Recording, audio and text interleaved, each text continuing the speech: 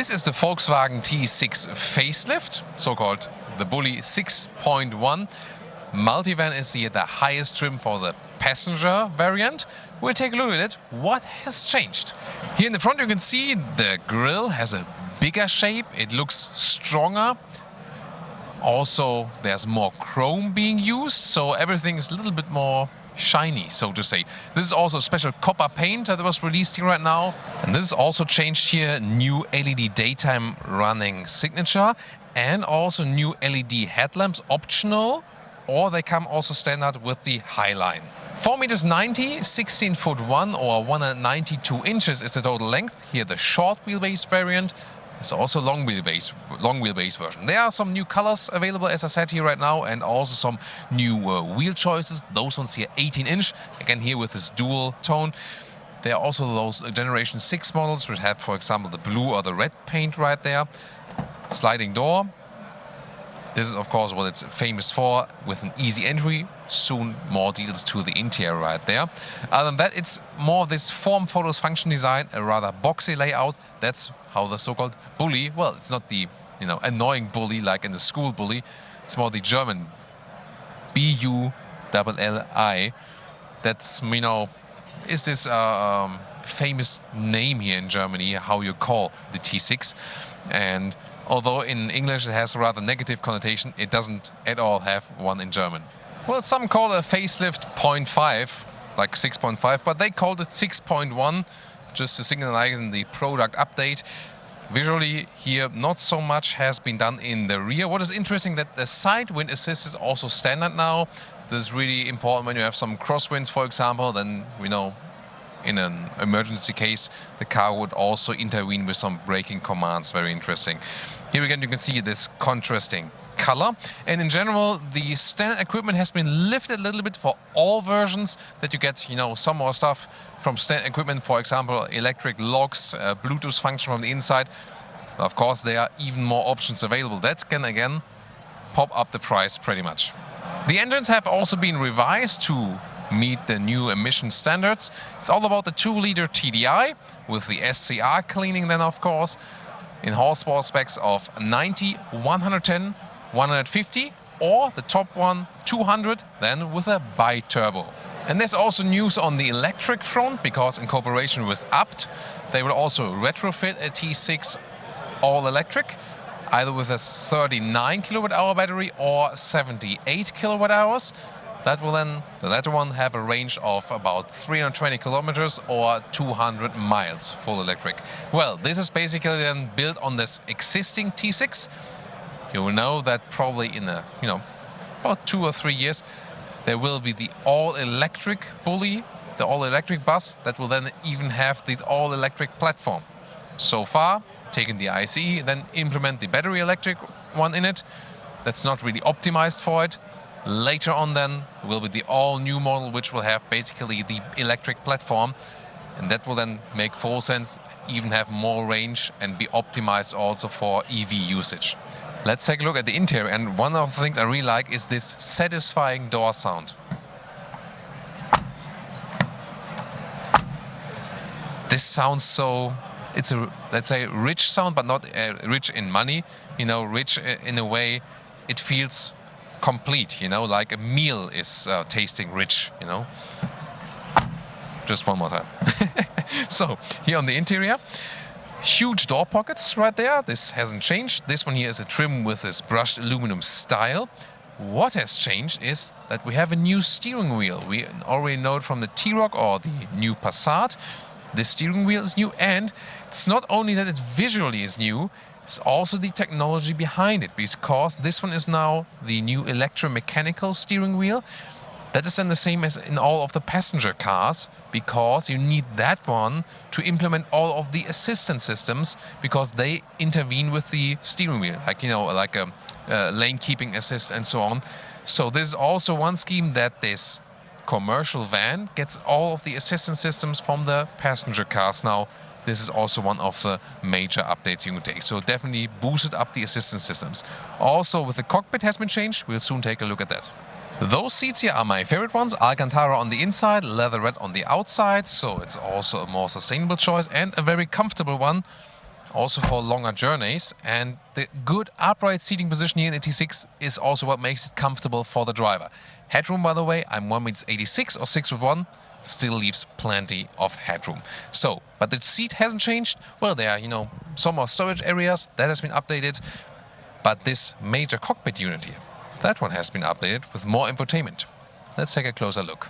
So, again, the new steering wheel. I really like the new modern design. Looks a little bit more angular. I already liked the edit what introduced with the T-Cross. Then, new digital instruments, optional, 10.25 inch. And for the central infotainment unit, it starts with 6.5 inch, like in the Golf, 8 inch, and this one then is the optional 9.2 inch. You can see there are no physical buttons left. This is the biggest screen size. So infotainment and assistance systems update. This is the biggest change right here. You can, for example, also get a rear traffic assist and also a trailer assist with this vehicle here now, thanks to the electromechanical steering. Also with supplies, USB-C, you can see it right down there. 2 USB-C supplies right now. This is one 112-volt power supply right there, and there's another one also in the top dashboard area. Other than that, this one has been unchanged with a separate manual climate unit, easy to use still. And top part here, this is all hardback materials, but the rest looks actually quite fancy. Well, on those motor shows, those shiny black elements, they collect a lot of fingerprints and so on, also those screens, so be sure to clean them at home as often as possible.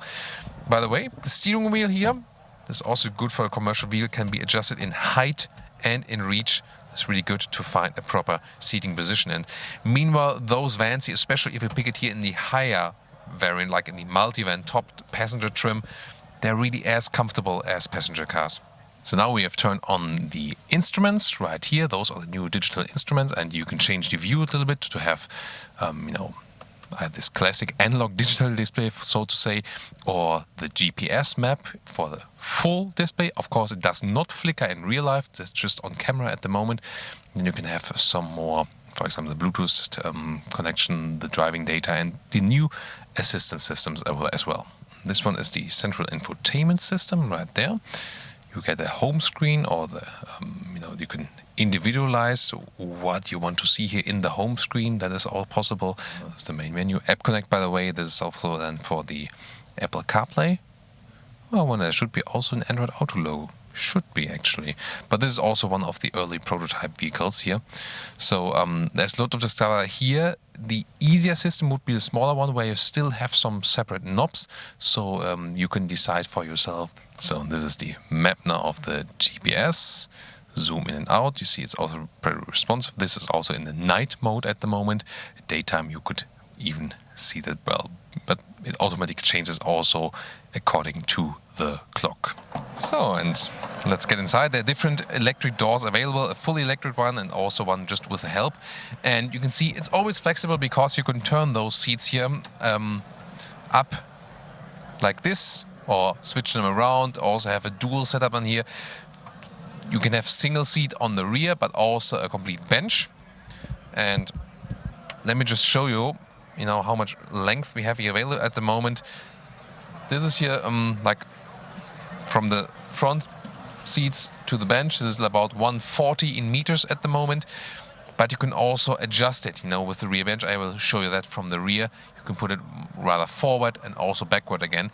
And the interesting thing is that it's really comfortable also here to sit on those seats. They're basically as comfortable as the front seats. And also, height-wise, this still fits also for tall people. This one here, also the Multivan with the soft floor here.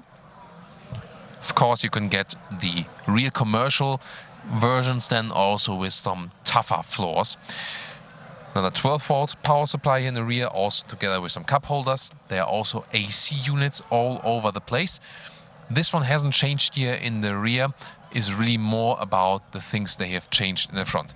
And what I like to do when I, for example, get a shuttle to an event or so, is to relax here. Maybe even go with the laptop on my lap, and then put my feet here. Of course, with shoes taken out before, and then it's really very comfortable way of traveling, and you can actually be productive at the same time. And now we open that hatch. It's also available electric. as you can see it right here. And this would be, you know, when we have the interior size we've just shown you, then you would have, you know, about 50 to 60 centimeters left here in length. But then you can change it if you open those ledges here in the rear. Here you can pull both, and then you can either flip the bench or you can slide it forward and backward, and then you can actually vary the trunk length or then also the lengths right there in the front for the passengers. Always important is of course the width here in the trunk, because that won't change. This is always the same basically. Here we go, and from left to right, this is 1 meters 20. Very important. And also that I can actually stand underneath it here with 1 meters 86 or 6'1", no problem, especially, you know, if we go camping or so, it's a rainy day. Maybe have the California version where you have, you know, also with the additional roof for sleeping or so. This can help actually a lot. Or, you know, just being outside protects against the rain. It's really, really cool. And then when you close it again, of course, the electric hatch is a little bit more comfortable. However, there's also, you know, the half electric one that you have basically just the very last step, the electric help for that. But this one here, of course, the most expensive one, but also the easiest one to use. And now to our conclusion for the day with the Volkswagen T6 Facelift. I think, well, visually, definitely with those new headlamps, it gains some more modernity and looks also a little bit more open and strong with the bigger front grille. Other than that, it stays more with the form follows function design.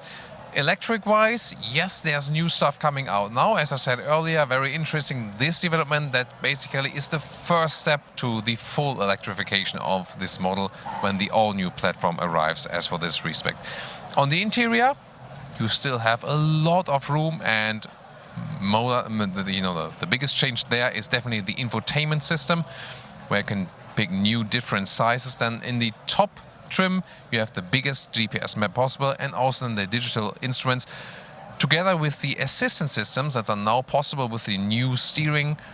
This really moves it closer to the passenger car segment, and this is also what this car is about, that you can carry a lot with it, but it actually drives like a normal passenger car. This is what makes this car special. And well, the same has also been happening recently with the Mercedes V-Class. So if you're interested to compare that, we also have a Mercedes V-Class facelift review. You should check that out. We will also link that in the video description. Which one do you actually like better, you know, from those top segment vans here, the Multivan, T6 Multivan, or the Mercedes V-Class? Tell us in the comments what you're thinking about the Multivan facelift. Thank you so much, and tune in next time.